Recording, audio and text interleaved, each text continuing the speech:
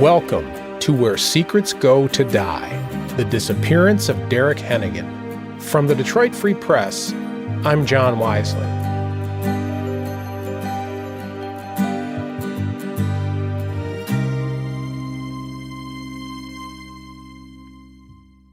Last time on Where Secrets Go to Die, Trooper David Mogenberg's two families said they believe that he could have been involved in the disappearance of Derrick Henagan, and they don't trust his former employer, the Michigan State Police, to solve this case.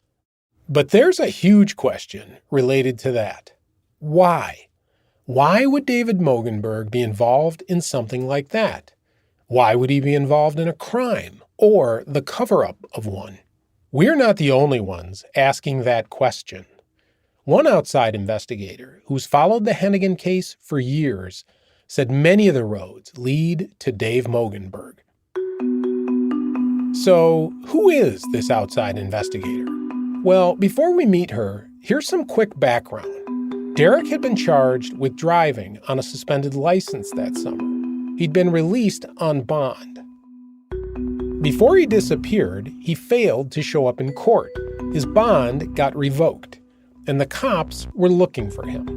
And so was a bail bondsman, Larry Porterfield. His employer, Quick Bail Bonds, risked losing about $1,000 because Derrick didn't show up. So Larry went to look for Derrick at the home he'd shared with Diana. She let him walk through it. Larry remembers seeing a green duffel bag in the garage with some white sneakers nearby.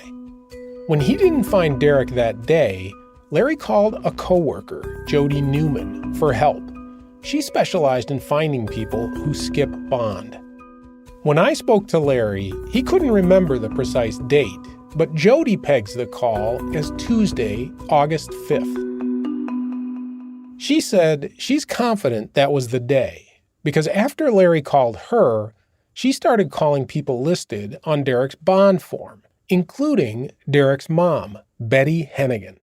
Betty told Jody that Diana had called the night before to say that Derrick was gone. Betty also said she feared the worst. So if that timing is right, it would have been the day after Derrick was last seen. Watch your steps. Slippery here.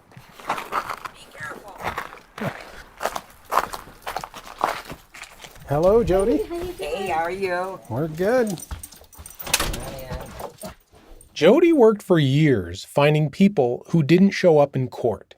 When she was put on the case, she never really left it, even though she retired a couple of years ago from her paid job helping find people like Derrick. Would it be fair to call you a bounty hunter? A bounty hunter? Absolutely. That's Jody from an interview with us a while back before she retired. I was contacted on August 5th by Larry Porterfield after he returned from the home. That's the day that Larry said, Jody, something is not right here. And I said, why, Larry? He said, because she says he's missing, and yet his shoes, the shoes that she described, were sitting in the garage next to his bag of belongings covered in mud. He said, something's not right here. Larry didn't quite remember all those details when we spoke, but the conversation was a big red flag for Jody. Her work was known as skip tracing. If you skipped out on bond, she'd track you down. She's a whiz at internet searches. She knows how to map people's relationships with their family, friends, and others. That's a big part of how she'd find people. People on the lam have to go somewhere, and they usually end up with people they know. Now, as you heard, Jody does have sort of a raspy voice from years of chain smoking, even though she quit the smokes years ago. But don't let that fool you. Jody doesn't look like the bounty hunters you see in the movies. She stands just over 5 feet tall. She's 59. Her hair is turning gray. She's a grandmother, and it shows in the way she tries to steer young people toward good choices. Most of the people she'd track were younger folks. A lot of them got arrested in part because they didn't have someone like Jody in their life to set them straight. When she tracked down someone who skipped out on bond, she didn't chase them down alleys with a gun drawn. She turned on the grandma charm and talked him into doing the right thing. We're non-lethal. We do not carry guns. I don't believe in them. That opens the door for accidents on the job. I've learned since been doing it for 23 years, I've learned that if you show them respect and you respect them, they're going to respect you. You're not going to have a big brawl. You're not going to have all that. They understand they were caught, and now it's time to either man up or woman up. Come get in my car, and let's go to the jail and deal with it. Jody has been tracking Derrick's disappearance since the beginning. Like me, she never met Derrick, yet it's impossible to overstate her impact on his case. She has conducted her own investigation, collecting hundreds of pages of documents related to the case. She stores them in binders in a home office. She has several computer hard drives with even more information. She has interviewed many of the people who were near Derrick before he disappeared. I have probably spoke to, I want to say close to maybe 200, 250 people. And she's often recorded those conversations and shared them with police and with us. If you were wondering, Michigan law has been interpreted to allow one person on a phone call to record it, even if the other party doesn't know. For Jody, the Henagan case has become personal. She spent years tracking down bond fugitives. Derrick is the only one I can't bring home. And until I can bring him home, I'm not going to stop. Jody also became close with Betty Henagan. They were both mothers. They both had suspicions about this case. In episode 2, you heard Betty talking about that. I don't know where my son is. I know somebody up there murdered him, and they're going to get caught and they're going to jail. Because I'm not going to shut up, and I'm not going away. And I've got people backing me, and they're helping me 100%. That's from an interview that Jody taped with Betty. Jody posted it on YouTube to help draw attention to Derrick's case. The two became even closer when Betty became ill. Betty Henagan? Well, she never did find her son. She didn't live long enough. Her former neighbor, Melissa Woodall, remembers seeing Betty's final years. To say tormented her till she died is a light word. Is not even close to what it did to her. I mean, I know that it took years off of her life. I know that. Everyone knows that. Like she wasn't the same.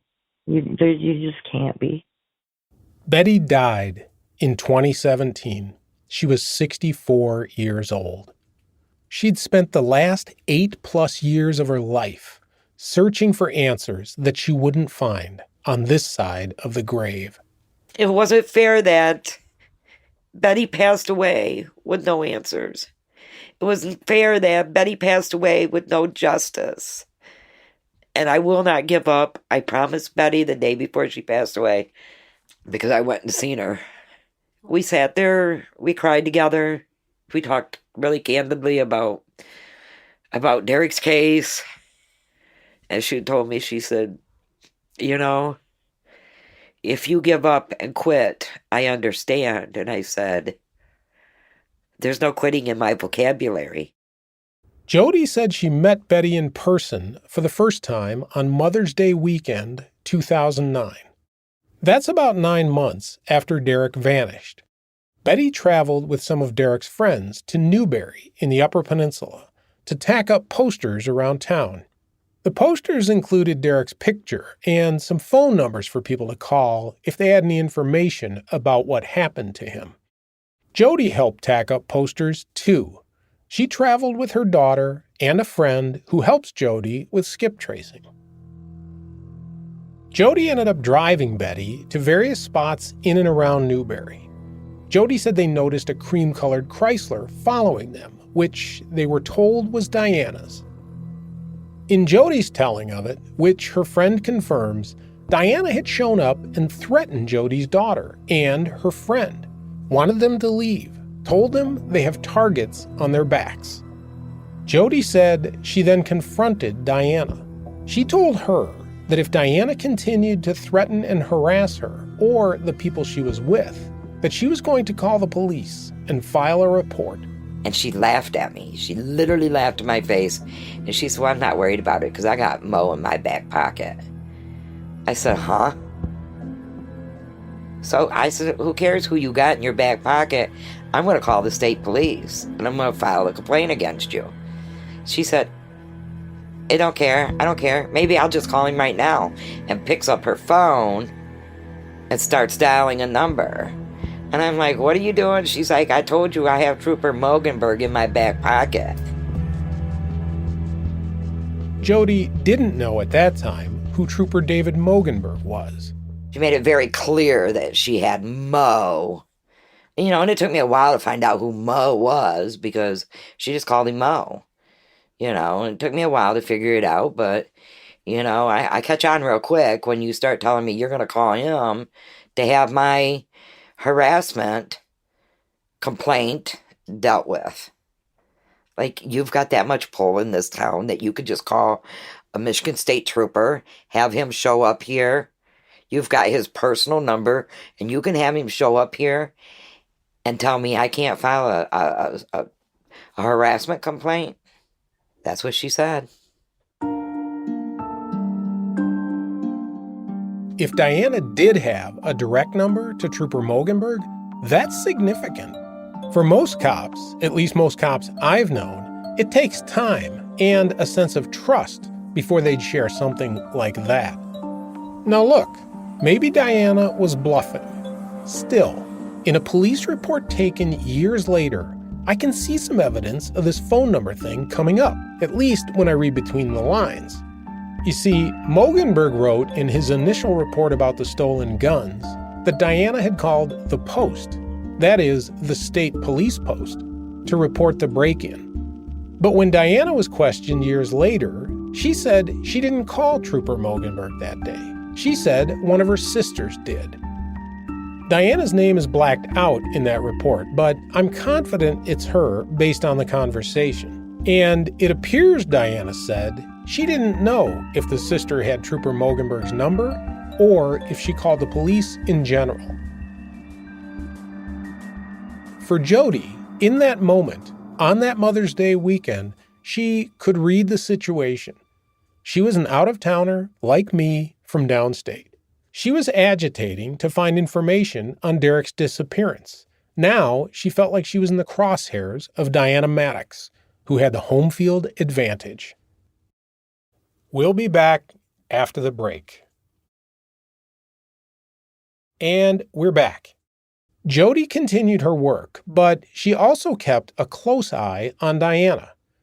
Jody said she even got Diana to talk to her on the phone several times, with the recorder running. You've already heard some of that tape. It was a genuine effort to get Diana's help in finding Derrick. And for a time, it was cordial. Hello? Hi, is Di there? This is... Hey, what's up? What? You don't even They would chat about family, about the kinds of food they liked. I love crabs. And they're like to die for. They're really good, so. Like crab legs and stuff, yeah. Yeah, I'm a seafood person, too. I'm in. And about the status of the police investigation. But Jody still harbored suspicions about Diana. Those suspicions go all the way back to when Larry Porterfield had mentioned the muddy sneakers in the garage. Those suspicions only grew after that Mother's Day weekend, and eventually those phone chats became sort of a cat and mouse game. When Diana would say something that could be important to the case, Jody would pass it along to the state police. Once, Diana told Jody that some men in a black SUV approached her and told her not to date her current boyfriend, or, quote, he would end up where Derrick was, end quote. Jody said she passed that story along to police, who went out to question Diana about it. And she laughs about it. And she said, I was only playing around with her. How are you playing with me? How are you playing with me? That's not playing with me. As you can imagine, those conversations eventually stopped. Diana's not too fond of Jody anymore, and the feeling is kind of mutual. When I first started emailing Diana asking to interview her, she didn't believe that I was actually a reporter at the Free Press. She thought I was Jody, pretending to be a reporter. That's how suspicious she's become. I should note that Jody wasn't working alone. She assembled a group of people who were interested in the case. She dubbed them Team Derrick. They even had T-shirts printed up for the team. One team member was Janet Morris. She lived in the Upper Peninsula, and she recorded an interview which Jody provided to us. Janet said she taped a conversation with Diana's sister, Christina Ott. Christina had opened up to her after seeing Janet comment on the Henagan case online. Christina also spoke to the cops and eventually with me. Between those conversations and the police reports, we can piece together a pretty good understanding of Christina's account. It is worth noting that these conversations happened years after Derrick disappeared. Christina acknowledged questioning Diana about what happened to Derrick, and she described visiting the house that Derrick and Diana shared. She believes it was the day after Derrick was last seen. Several people were there that morning, including her brother BJ. Christina said she spotted drops of blood on the garage floor, and she confronted Diana about it. Here's Christina discussing it with Janet. I even remember asking her about the blood. I asked her what that was. And she said it was blood. She said Derrick had cut himself up in the rafters.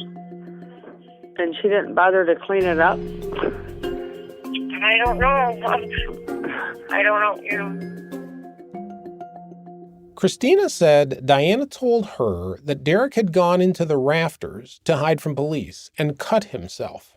Christina said she hadn't really thought about it until years later when she heard that police were raising questions about Diana's possible involvement in Derrick's disappearance. Like I said, for the longest time, I believed it was them other people. And then I sit here and I think, maybe I'm overthinking, but in my gut, I just feel like I walked in on the cleanup of the murder that morning. When I reached Christina by phone, we talked for about an hour. She didn't want me to record our conversation, but she agreed to answer questions and let me write down her answers. I read her that quote from the recorded conversation we received from Jody. She didn't deny saying it. She said she may have thought that, at the time, that she'd walked in on a cleanup operation. But she said she doesn't know what happened to Derrick. She did say that she thinks of Derrick and his fate every day, and she really wants to see the case solved, no matter who is involved. She said she's questioned Diana repeatedly about it, and Diana has always denied any involvement in Derrick's disappearance. We also discussed something else she told investigators back in 2015, that she'd once called police on Diana's behalf. Police reports show she said she called after hearing Derrick was chasing Diana with a knife.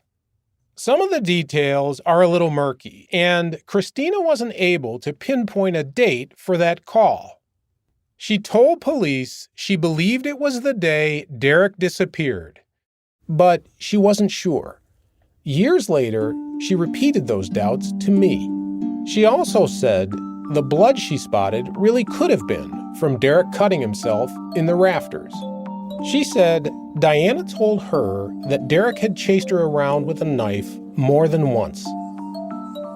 I asked Christina for her theory on the case. She said she didn't know what happened, but in 2015, she offered one to police.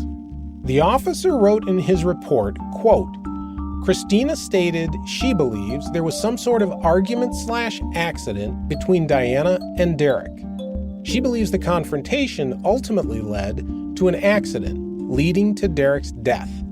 She believes BJ then helped Diana dispose of Derrick's body, end quote. I asked Christina to tell BJ that I wanted to talk to him.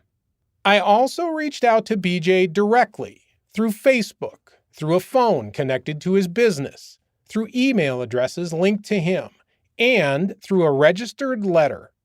When I knocked on the last UP address I had for him, a woman there told me the Fosters had moved out of state. She said she was friends with them and promised to pass along my message.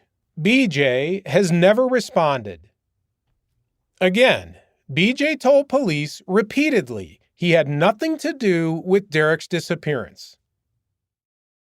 Jody's research includes more than interviews.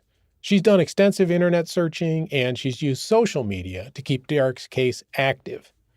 She created the Facebook page we mentioned. It has about 3,400 followers. Jody has used that platform to discuss the case. She posts on anniversaries like Derrick's birthday or the day he disappeared. She calls out Michigan State Police for not solving the case. And she's also used it to poke at Diana and members of Diana's family. Anyone she thinks might know what really happened. Sometimes the posts spark heated exchanges. Some people accuse her of posting speculation that doesn't help the case. When I asked Christina about Jody, she had nothing good to say about her. Quote, "I think she's a pain in the ass. Somebody needs to investigate it, but she's not an investigator. She's not the cops. She needs to leave it to them to do it. And somebody needs to do it. She's not the one to do it." End quote. Christina said Jody's Facebook page and the discussion on it has made people hate Diana and assume she's guilty. Quote, "She's got her convicted, and they don't have evidence of this. Show me the evidence." End quote. I have to admit, Jody's name comes up a lot in this story. Just about every person I've interviewed about it mentions her. They all follow her work online, and there have been times where I've had to ask myself, is this person telling me what they know from direct experience? Or are they channeling Jody and her page? You've already heard some of them, and you'll meet a few more as we go. Many of them have been in contact with one another to varying degrees, online and off. Now, if they were testifying in a courtroom setting, they'd likely be sequestered. They'd all wait in the hallway and be called into court one by one to testify. That's done to try to prevent one person's testimony from influencing someone else's. Well, for better or for worse, there's none of that here. They've all heard what others are saying, and in a lot of cases, they've read it, shared it, commented on it. When I do a keyword search on the main Henagan report, the word rumor and variants of it appears 26 times. One cop on this case said he refused to answer questions from people he interviewed. He was afraid his answers would be passed along to others who might repeat them when they were interviewed. He termed it the grapevine effect. I get his concern. We've spent a lot of time tracking all these storylines in all their iterations, from the online chatter, through the police and court records, into the recorded interviews we've heard and conducted ourselves. Some of them track consistently all the way through, but others diverge or dead end in one place or another. It's frustrating. And let's be clear, Jody has an opinion that is more or less shared by many of the people she's been in contact with. She's put in countless hours researching the case, and she's developed a theory of what happened. She's pretty convinced that Diana and the people around her know exactly what happened to Derrick.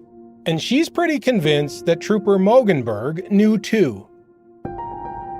In Jody's view, Trooper Mogenberg may not have been directly involved, but he may have looked the other way.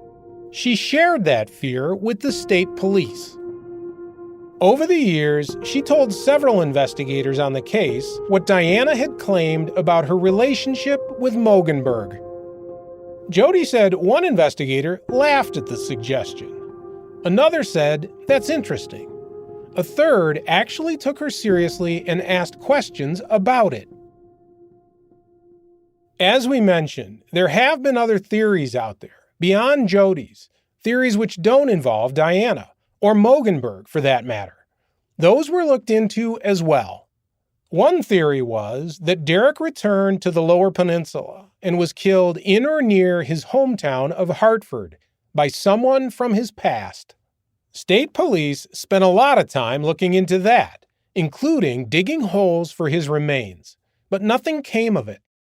Another theory was that he overdosed at Denny's place, and Denny hid the body in a swamp.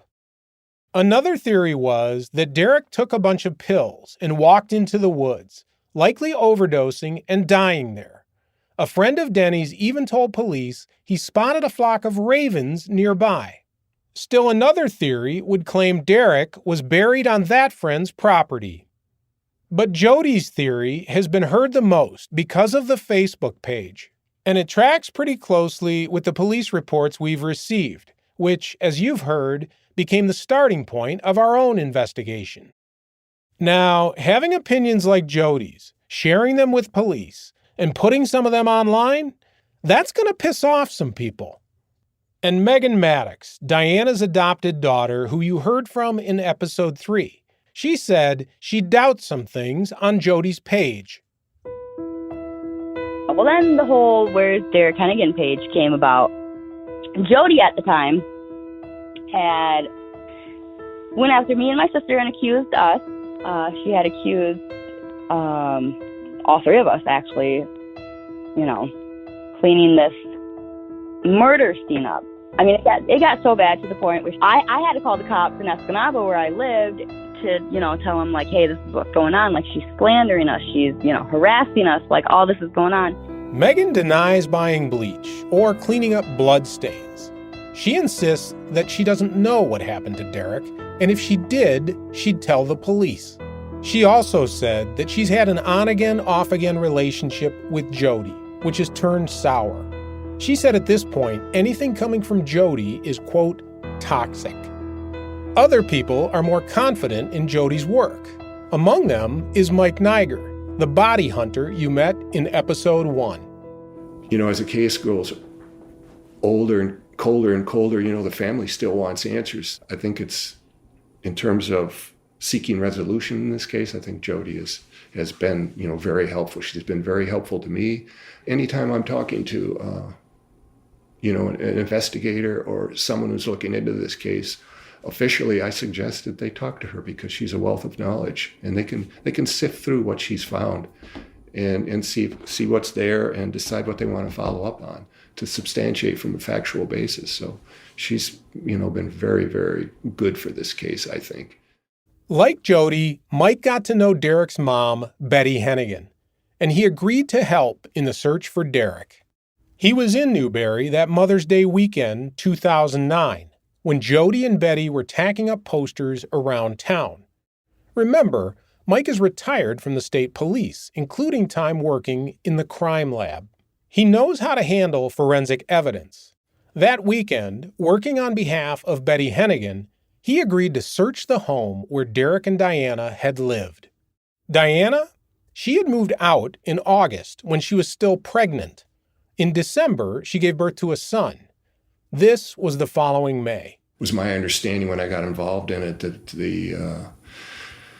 that house had never been searched. No one had looked at it from a forensic standpoint. Now, I could be wrong, but that's my understanding when I was talking to the state police. And so, I got permission from the state police to help the family with the case. He said he asked the state police to send a forensic technician, just in case he found any evidence worth analyzing. But ultimately, they didn't. So he went ahead without them. He brought a human remains detection dog named Tucker, a frisky black lab mix. The resident of the home gave him permission to search. The HRD canine had indicated on a wall, which appeared to have, as I recall, some damage to it in a bedroom and had been, part of the wall may have been replaced and then maybe replastered and then repainted. So the dog indicated on that area there, as well as an outlet in that wall, specifically on the outlet. And then on the register right below that wall. That's not the first time we've heard someone discuss that bedroom. You remember Kathleen Woodley, the landlady. She described the patched-up drywall and the bleach-stained carpets and damage to a heat register in episode 3. Now look, Mike will be the first to admit that human remains detection by dogs is not an exact science. We learned that ourselves when we joined him in the search of the woods. But that's not all that Mike found. After we did the house, there was carpeting that had been removed, I believe, from the house, but was still on site. I think it was in a pole barn. And so we went out there and had the HRD canine search that area. And the dog indicated on one area of carpet. And so, I cut that area out and packaged it up so that, the state police could take it and analyze it to see if there was anything the scientists could find on that. Before he sealed the carpet up, Mike used a test strip known as a hemostix to check for the presence of blood-like compounds. The test came back positive. Now, Mike will tell you those quickie tests have been wrong many times. The state police lab tested the carpet, and they didn't find anything on it. The lab report said, quote, "Chemical testing did not indicate the possible presence of blood," end quote. So that made me curious, and I reached out to a couple of specialists from crime labs in other states. I'll spare you the technical details, but they said yes, it does happen. Hemostix have been known to yield false positives. The experts I talked to said there are a lot of variables that can impact the item being tested. The passage of time, the presence of heat, moisture, bacteria. Those things can all degrade a sample to the point that it could test negative. Maybe there never was any blood on that carpet, but the way the cops handled that sample is the kind of thing that fuels suspicions. One interesting point on the lab report is the date. It says the state police delivered the carpet sample to the lab in October 2010. That's almost 17 months after Mike Niger bagged and tagged it. The reports show the sample also sat at the house for 3 weeks before a trooper stopped by to collect it. Why? Now look, the state police certainly did investigate the Henagan case. The case file runs hundreds of pages. More than 36 troopers, detectives, and supervisors have worked on it. They conducted interviews, got search warrants and subpoenas, administered polygraph tests. But they never seemed to compile enough evidence to make a case against any one suspect.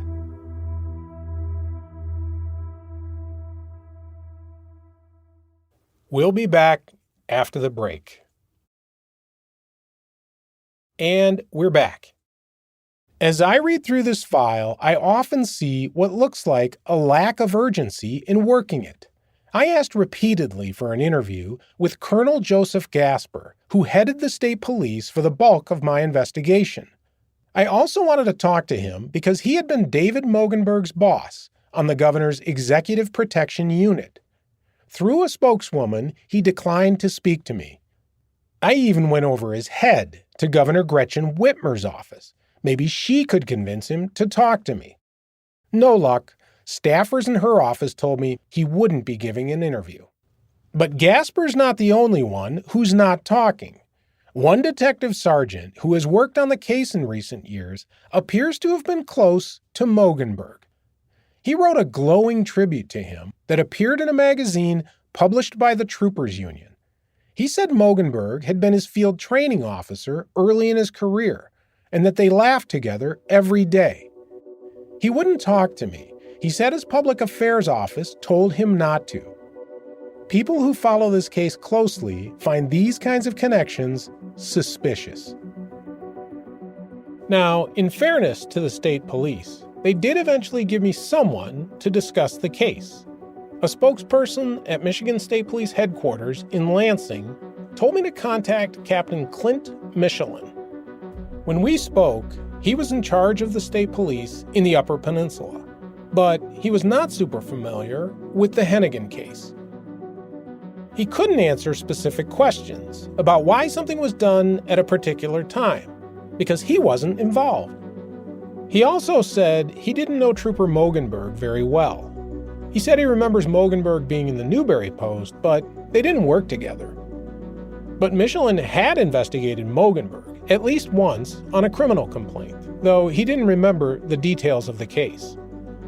When we spoke, I asked him if he thought the Henagan case could still be solved. He said it could, though he admits the passage of time makes it harder. These types of cases is so frustrating because there's no body. There's no definitive determination from what I understand that there is somebody deceased and it was due to foul play. Without that body, that's a big obstacle to overcome for investigators and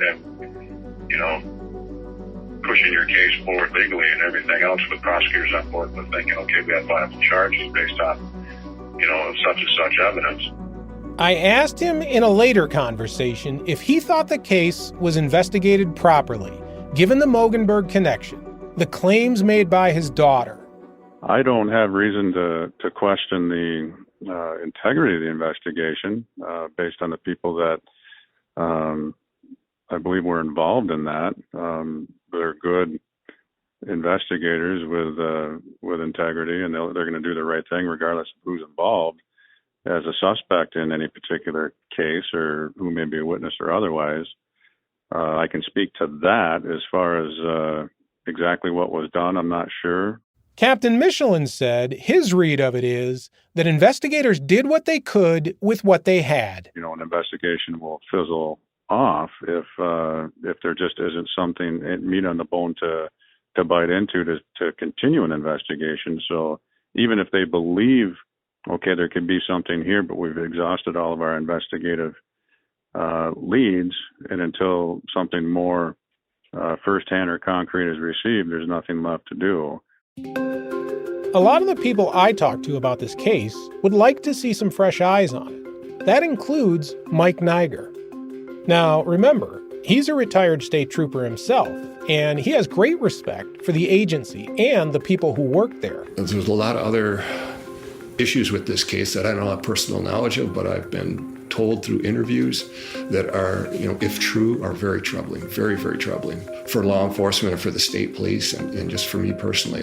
I've had the FBI look at this case and some of the information, and they were concerned and they found some information very credible enough that they were interested. And I'm still pursuing, that angle that the FBI come in and look at this case, because they're not going to have any personal entanglement with the community, with any of the people, the citizens there, or anybody at the post, any of the investigators.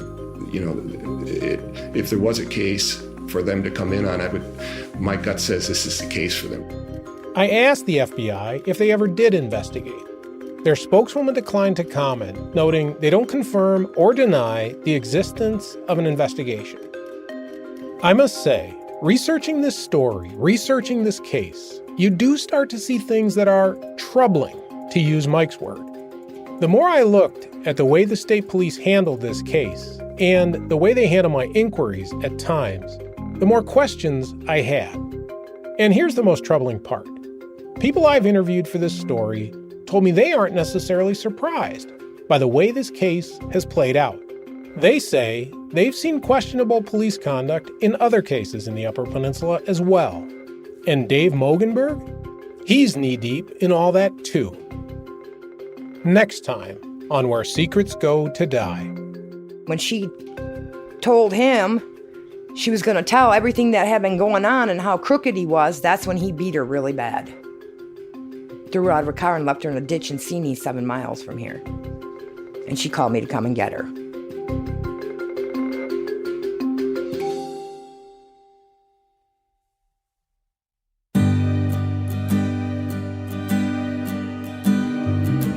This podcast is a production of the Detroit Free Press. It was investigated, written, and hosted by me, John Wisely. Our executive director is Anjanette Delgado. Our executive producer is Darcy Moran. Kathy Kalashevsky is our story editor, and Jim Schaefer is our managing editor.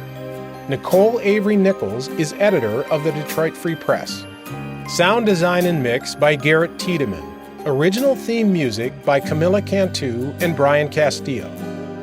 Thanks to associate audio producer Robin Chan and development and contributing producer Tad Davis. And a special thanks to former Free Press photojournalist Kathleen Galligan, whose initial reporting was instrumental to this story. Outside audio in this episode was provided by Jody Newman. For more on this story, including photos, videos, and source documents, see our Where Secrets Go to Die show notes. If you have a tip for me, you can send it in an encrypted email to wiselyj@proton.me. To support investigative journalism like this, become a Detroit Free Press subscriber.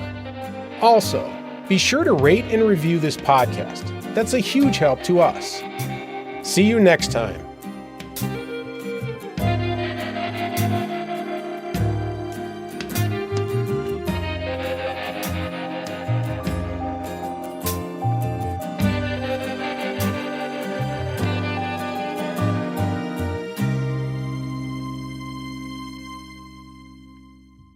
If you or someone you know has experienced domestic violence, help is available through the National Domestic Violence Hotline at 800-799-SAFE or by visiting their website at thehotline.org.